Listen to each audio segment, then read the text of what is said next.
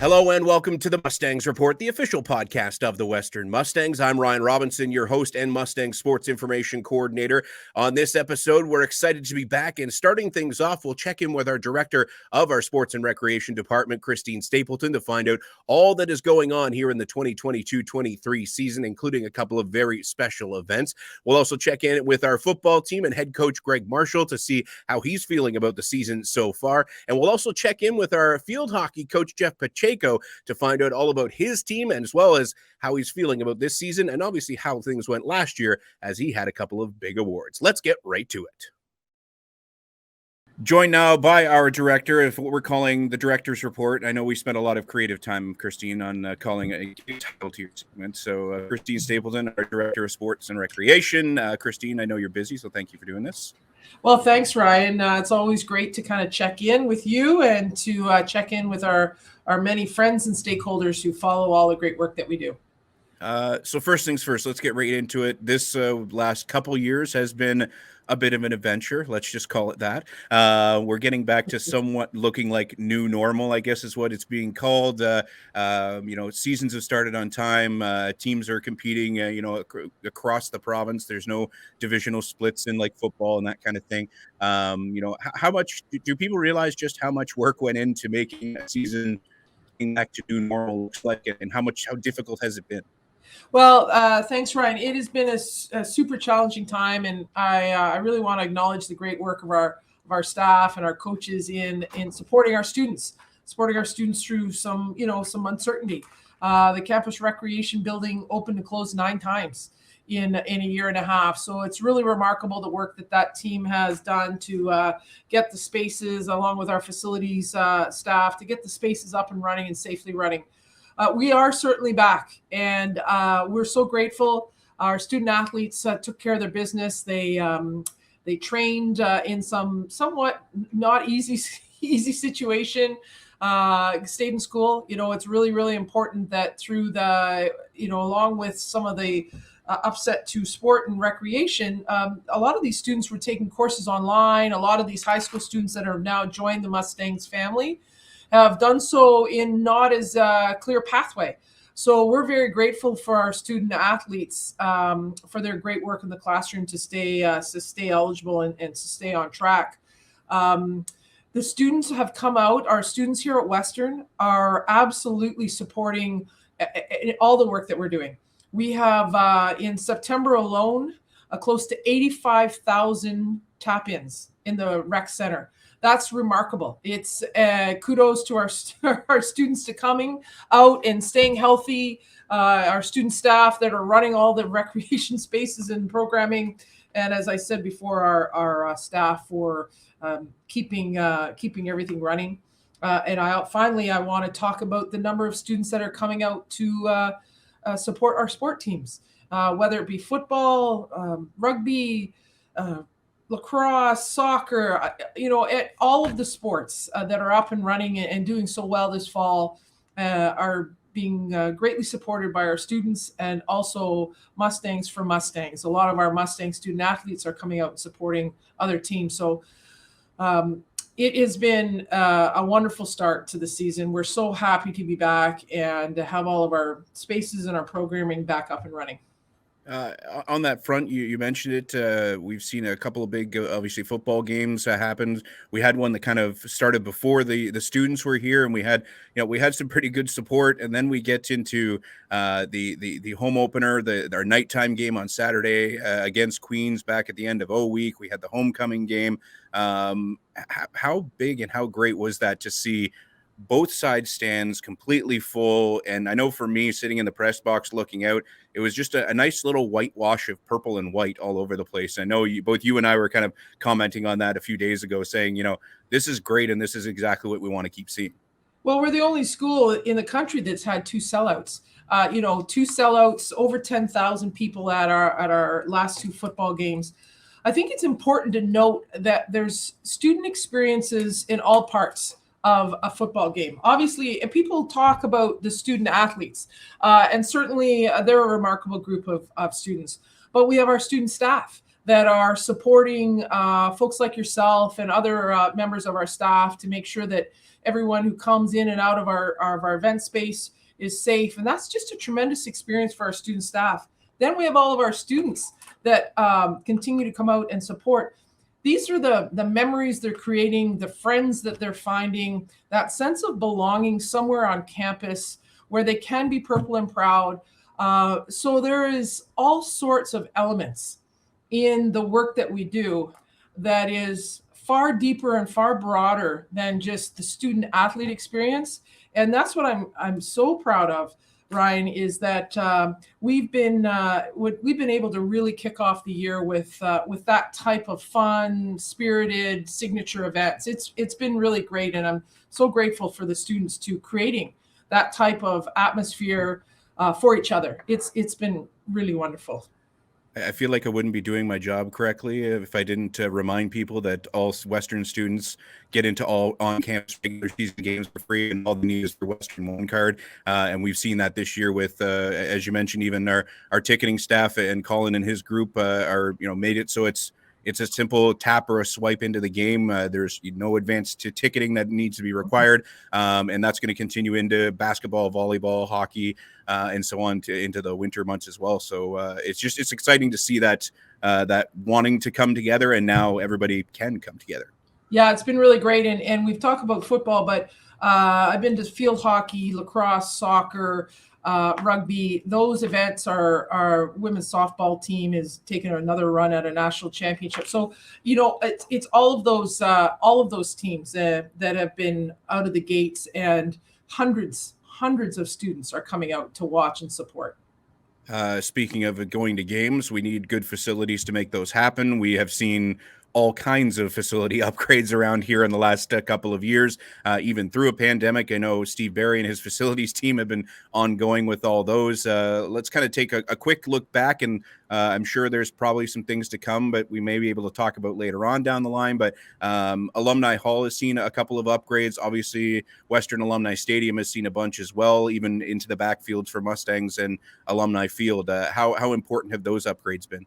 Well, yeah, the most obvious is the stadium upgrades, and that's why I'm so excited that the students have been out, because they get to see all the wonderful investment Western has made into their signature space, and we're very grateful that Western has invested in those spaces that the community can come together. Not only Western community, it's a great way to open the doors to London and the surrounding area to come and enjoy that great space. The track, the field, the lights. I think we really enjoyed the light show after the O-Week game, brand new lights that are highly energy efficient, which is super exciting.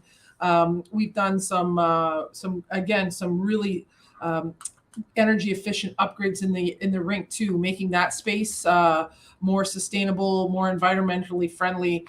So this is the investments that we're making in the spaces so that they're not only more exciting to come and visit, they're long-term more energy efficient and supporting Western sustainability goals. And we've got some more stuff to come, right? Yeah, we've got another few. Yeah, Ryan, we are working on a couple more things in our facilities again to make it just better, brighter, safer, and more energy efficient. This is my news background coming in. I had to ask. So yeah.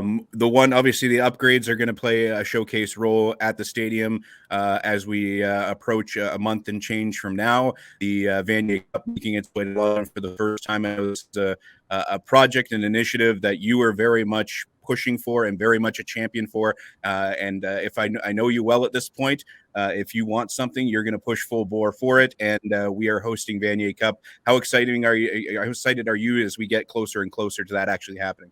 Well, I think anytime you can bring a national event with 4 hours of national TV coverage to our great campus, our great community of London, it's a win. We're very grateful to our partners at Tourism London for partnering with us on this national championship. We are really excited to bring the Vanier Cup game to London for the first time ever. It hasn't been played in a collegiate stadium in Ontario in years. So this is a great chance for us to bring London to campus. We're excited about all of the partnerships we're creating with on campus and off campus. We're hoping that our team continues to take it a game at a time and put themselves in a position to be at this game on the field. That is, I'm sure, a goal of the team. That said, there's a lot of football to be played. The team is very good, and I know that they are taking it one game at a time.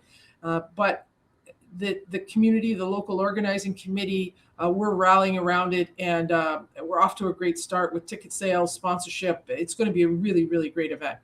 I'd say we got honorary chair in Murray Faulkner, who Murray just will keep going and making his way through no matter what, and he's doing an awesome job. I know I got a chance to chat with Dave DeKelver at our last home game, who's leading up that side of things, and Dave and company are doing an awesome job. So it's gonna be cool to see a Vanier Cup with a whole lot of purple one way or the other, because I got Greg a little bit later on, and I kind of left Vanier Cup alone because I feel like a lot of people keep asking the question of him, what's it going to mean and how much pressure, and he's just like, as you said, in true Greg fashion, 1 week at a time. We're going to worry about next week, and then we'll worry about the week after, and that's really the way they've been operating.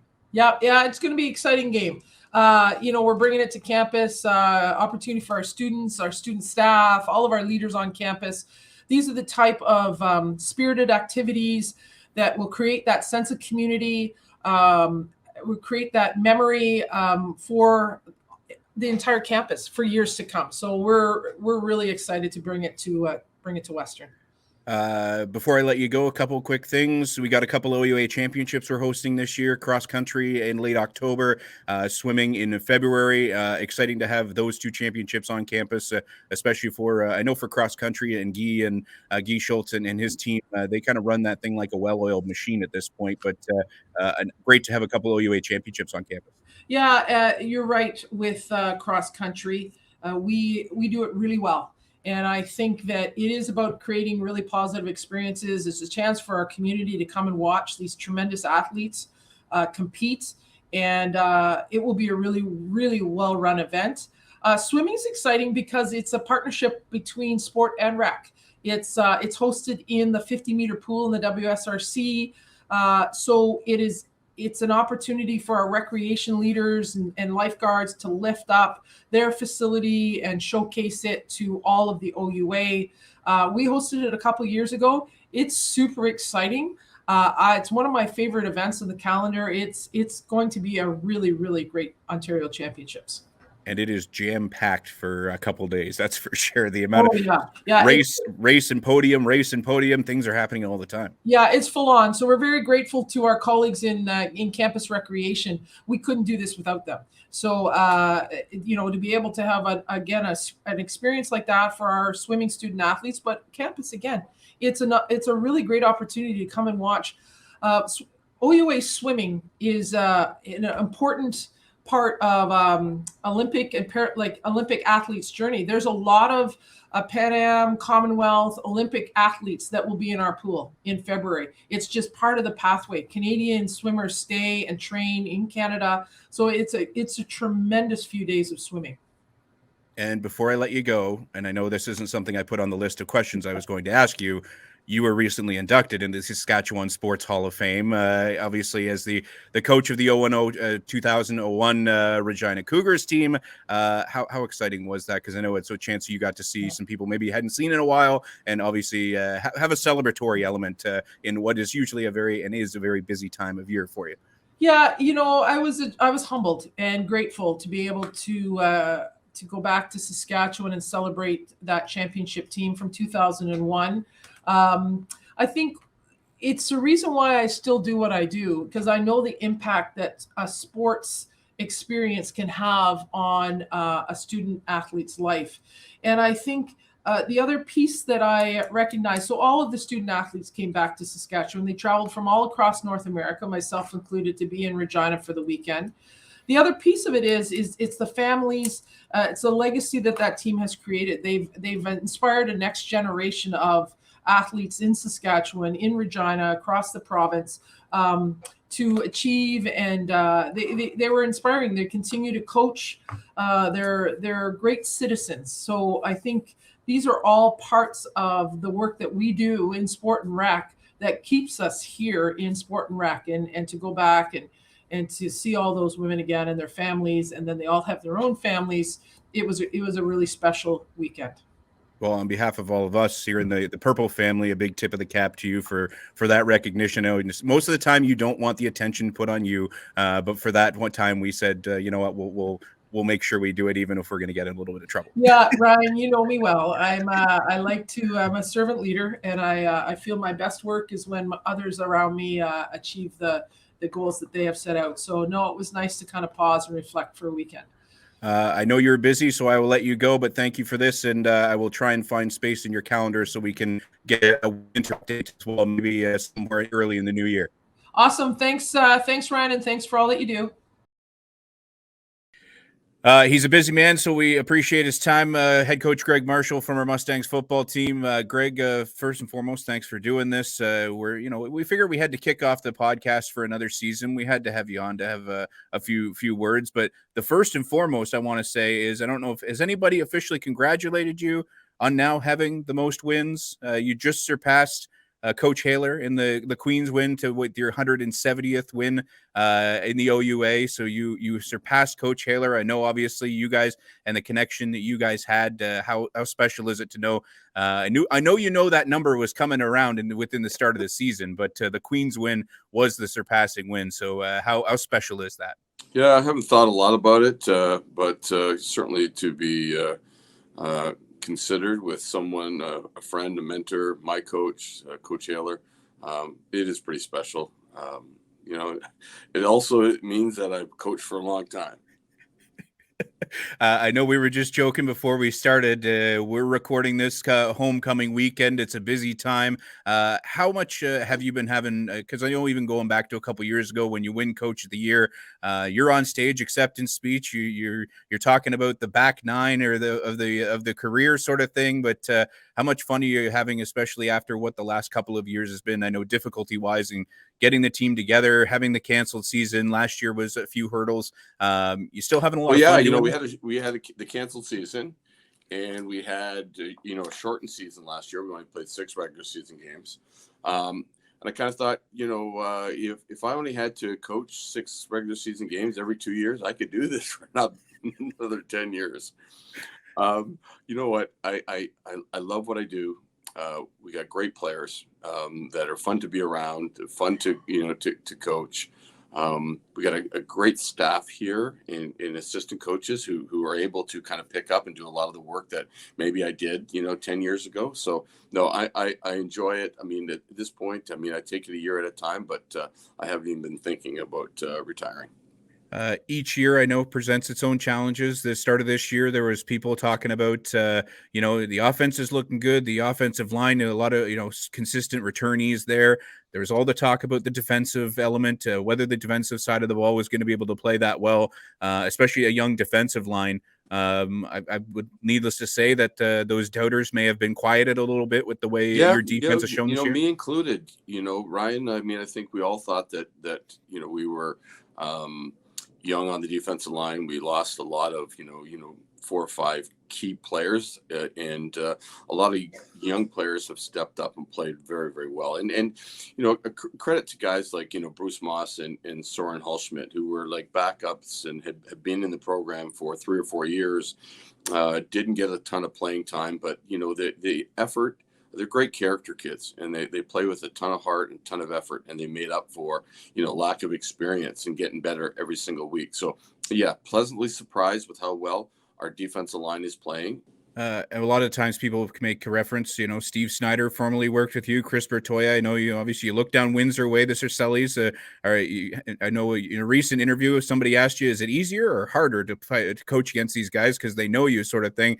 Is it one way or the other, or is it just a scenario where you compliment sort of thing? Yeah, I'm proud of what those guys have accomplished.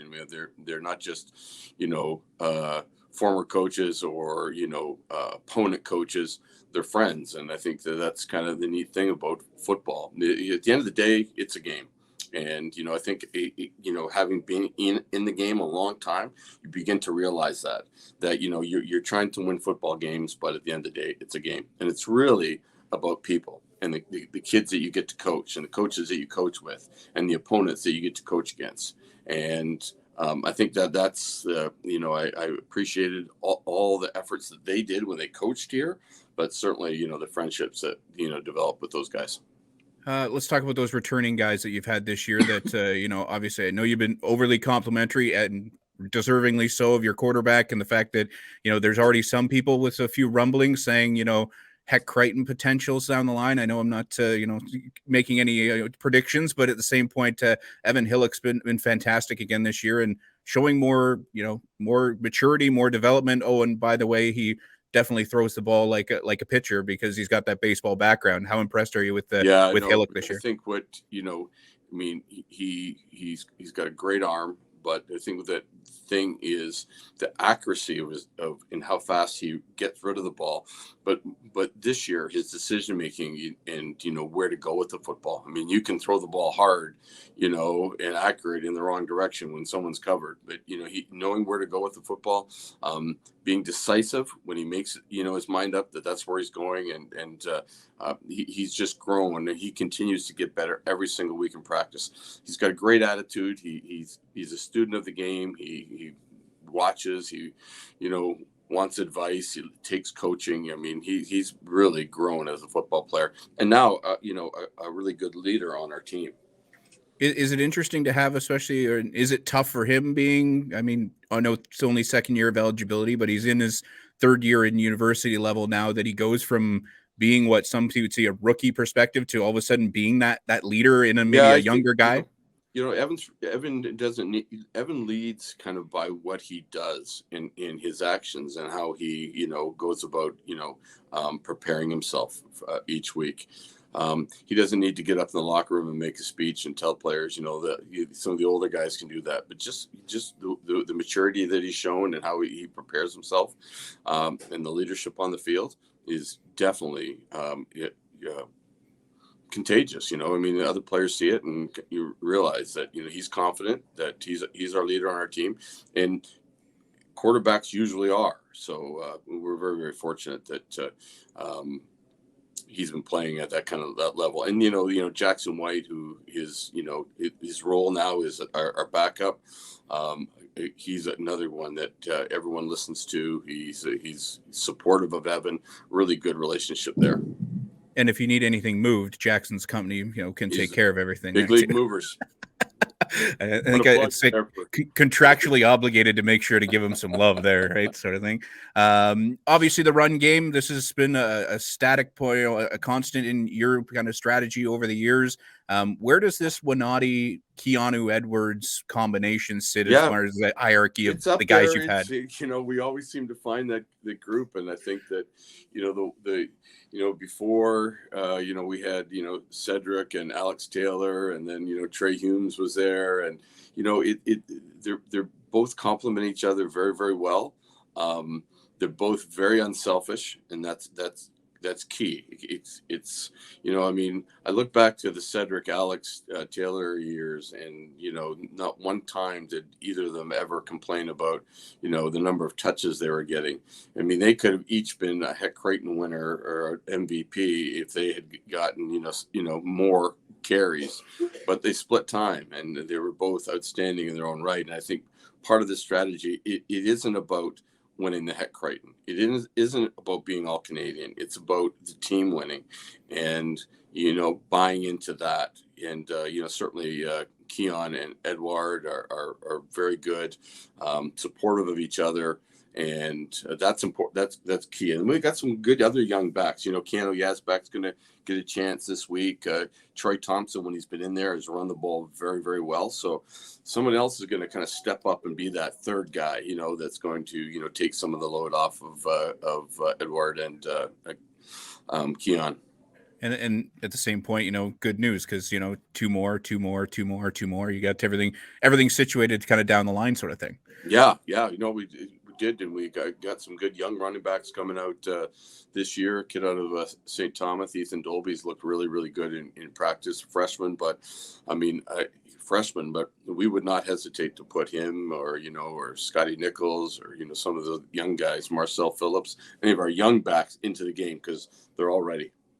Has there been anybody on that rookie to true kind of? I know there wasn't a whole lot of quote, full freshman opportunities this year, but has there been a couple of young guys either side of the ball that have been impressing you so far that have kind of stepped up early on? Several offensive linemen that are doing a really good job and getting better and showing a lot of progress. Zach Dahlberg on the defensive line hasn't dressed yet, but his looked very good. In practice, a couple linebackers, Kai Bryden, a young linebacker out of BC, who's again hasn't dressed yet, but has done a lot of good things in practice. So yeah, there's some really good young potential coming up. So we're pretty deep, and we got a pretty veteran team. It's not easy for freshmen to come in and get that opportunity, but their time will come. I would be remiss before we let you go if we don't talk about the fact that since we talked the last time, there's been obviously a bunch of upgrades at the stadium. Obviously, the turf and the track went in last year.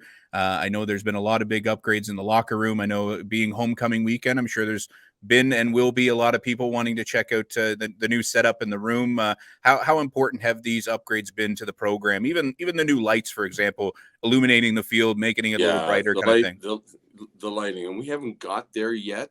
Other than the night game 2 weeks ago, we haven't got there where practice, or I would be in the middle of practice, on a late October night and going, oh my goodness, our lights are bad. Like, can I, go in and get more lights on? And so, yeah, having good lighting for our practices as we move later into the season will be important. But the stadium looks great. Our locker room is awesome, and really that locker room was a combination of a lot of things, but it came from donor support and the people stepping up and donating funds for us to be able to improve our locker room and make it something that we can be proud of. And our players certainly appreciate it. I appreciate it, and that's what homecoming is about. It's about getting those people back and the tradition. As I said to our players last night, Ryan, after practice, no one in Canada has the tradition of athletics and football like Western does. And that's about, people caring about it, people coming back to be a part of it. And so that when you graduate, and I hope our players understand that they're going to play here for 4 or 5 years, but tomorrow they're going to see at the homecoming, see, the alumni come back that care about, that still want to be a part of it and still want to, engage it in our football program. And we certainly appreciate all the support that we receive, and it's going to be exciting. Homecoming is a special time, especially at Western. Appreciate this time, Coach, okay. And I'm sure we'll bug you later on. Joined now by Jeff Pacheco, the head coach of our Mustangs field hockey team. Jeff, nice to see you as always. I know I got to actually see you last weekend. I feel like it's actually nice. We've actually got to see each other and say hi. And, I even got a chance to finally get out to the field and see a game this year. So not too bad. Yeah, no, it's great to have some home games, and you see some faces from around campus to come out and support us for sure.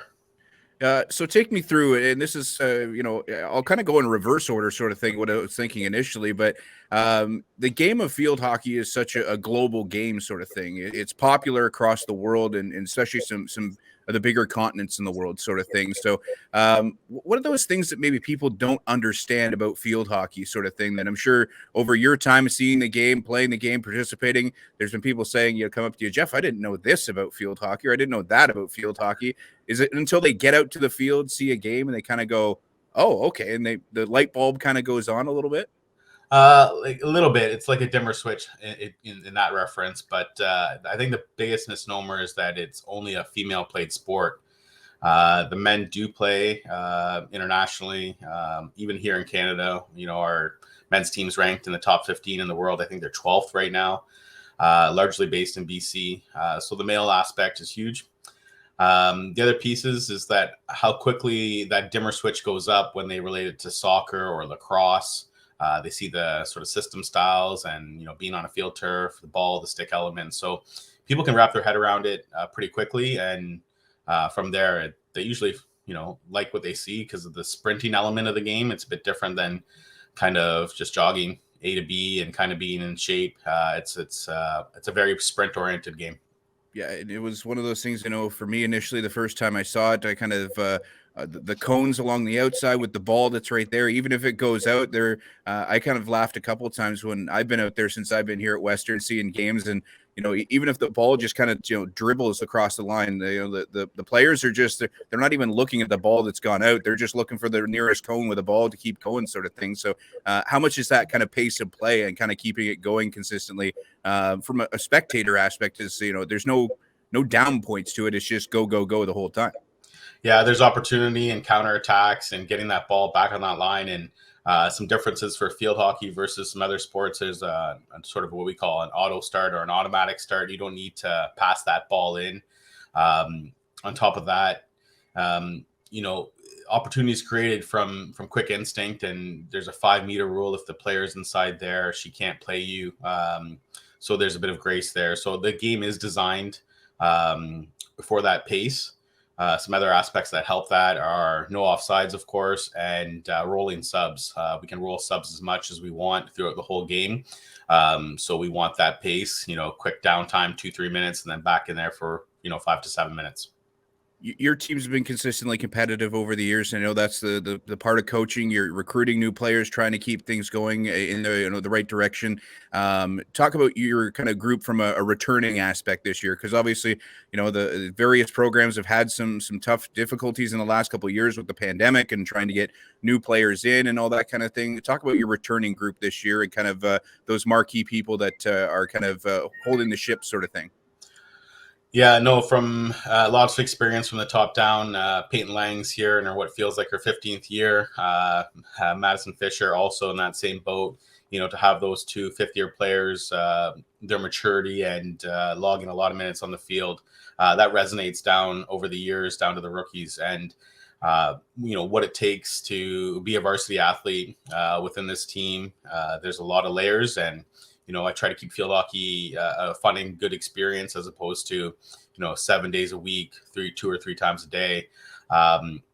Academics is the biggest piece. So when you have that maturity, they understand that aspect of being an academic All-Canadian. So that's what we strive for within our program, is not just excellence on the field, away from the field. And that needs to trickle down, and typically does because of the maturity on the top end. Leadership wise, we have 2 strong captains in Katie Joe and Sophie Schmidt. Sophie's a bit more on the younger side. I typically don't have a 3rd-year captain, but it speaks to her ability to lead and motivate.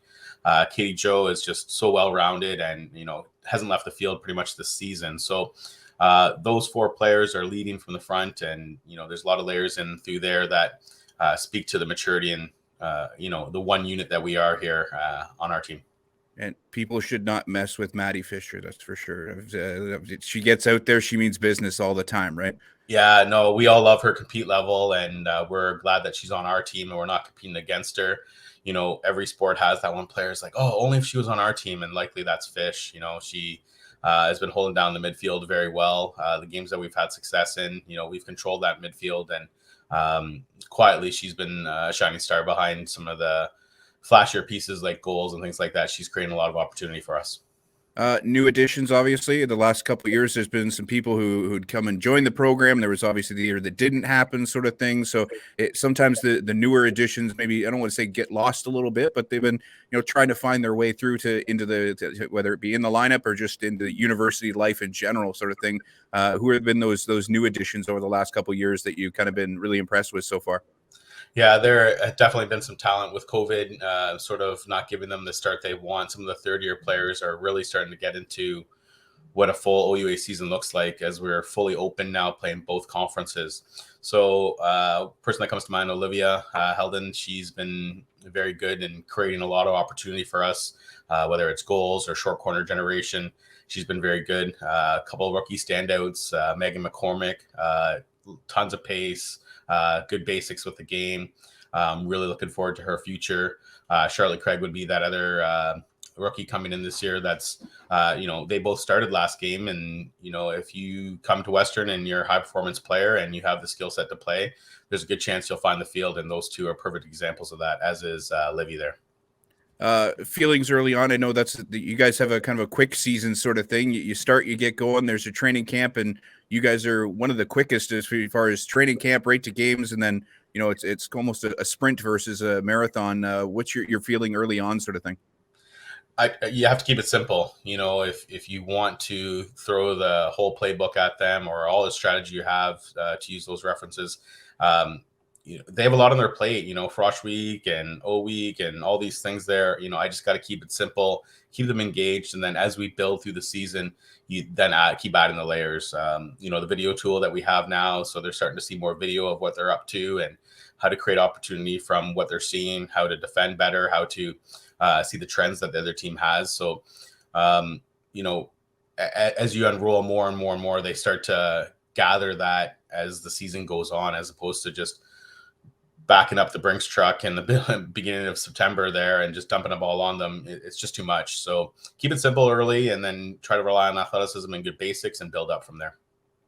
Coaching for you on this, what initially got you into coaching, and what kind of keeps you passionate about it? Because obviously this hasn't been a short-term commitment for you. You've been here and doing this for a while now. Yeah, it's almost about 20 years now. Coming in as an assistant. I love field hockey. I love giving back to see what could be. I love the compete element that it brings to my aspect of life. I feel like I have a lot to give to this sport, and I continue to do so. There'd be a big void if I wasn't doing it. As much as you got to look at both sides of the coin. The coin's so full on this side where I'm coaching and giving back to these athletes and learning from them. I think that's been a large part of my development, is learning from the athletes as they go, where I can get better, some of the regrets I have from the past and not playing a player at a certain time because, hindsight, it really didn't matter. We don't know that in those moments, but, if we're finishing a game and, that fourth year player wants to be there in the last game with her teammates and celebrate that victory. Those are special moments that they always carry. And I just need to be more aware of those scenarios as they arise. Obviously, you've done pretty well in this coaching thing. OUA Coach of the Year, U Sports Coach of the Year last season. So how special was that? And, I know for you always like to downplay yourself. No, it's all about the team. It's not about me. But that had to be pretty special. It was largely because the year before we had the COVID break. But the year before that, we had a rough go. We thought we were doing things right, but we just weren't finding results. And that led to some, deeper decision making in terms of, am I the right fit? Am I leading this program where it needs to go? And to come back out of COVID with, more talent on the field and more ability to buy into what we're doing, it showed in on-field product. And that product led to a good campaign, which led to those accolades for me. So, you just got to keep to the grind. And, it's not all about winning and losing. It's about the process and building, upstanding adults, because the pressure and decision making that happens in sport, it relates to the corporate world pretty quickly. So they're under the litmus test a lot in terms of how they come up to those decisions. And so I just try to keep giving them the right ability to make those choices. And at the end of the day, it reflected in some pretty nice hardware for myself, represented by the team. And then obviously kind of finishing things out here a little bit, your expectations for the rest of this year and kind of moving forward, because I know the playoffs, that first round game wasn't the way you wanted things to go last year. And I know for a lot of times with teams, if something doesn't go their way, they can use it as a fuel or an opportunity or a learning experience to kind of gain and grow forward. Is that the situation kind of this year, to kind of take what happened in last year and kind of not remind them every day, but they probably know it's in the back of their mind kind of thing? Absolutely. We played Guelph out of the gate and we were strong, resulted in a tie there, went to their barn and we sort of beat ourselves, had U of T come to us. And again, we played our game and it resulted in shaving some points from U of T. And then heading into Queens, we were confident that we could find some points there. We held on. Queens was doing some great things there, but we got the victory. And then Wednesday night against Waterloo, came to play. And in my opinion, we didn't. So It was a bit of a frustrating loss, but how do we learn from that, and how do we again not beat ourselves? Because when we play the way we're capable of, having fun, getting things done on the field and having a laugh about it, that's when this team seems to be super successful. When we start to grab the stick a little tight and overpass, or too heavy of a pass, or not leading to the right spaces because we're thinking too much, that's not where we have success. It's usually when we're light and having a good time and just rely on why we love the game is when we find success. So I got to try to paint that picture well with all the basics and the back end stuff that we need to do to win games. We put that together and we're formidable. And I think just throwing in one of those pre-game or post-game dances that I've seen, a nice circle of the team, everybody gets in for a celebratory element there. Seems to work pretty well. Yeah, I mean, nothing wrong with a little bit of camaraderie with the group, get the beats going, get a little two-step, get the jig going, whatever you want to call it. Haven't really seen Cowboy Hustle yet, but, music helps, adds a bit of levity to the group. And, one of our assistant coaches, Sahej, he tries to drum that beat as best as possible to kind of get that going. So they know it's coming when he starts getting on the mic, and away we go. Well, Jeff, I know you're a busy man, so I appreciate a bit of time to talk about the team, and good luck the rest of the way. Thanks, Ryan. Appreciate all your time, and have a good rest of the fall as well. I know your hands are full doing what you do, so I appreciate the time here, and we'll catch you soon, bud.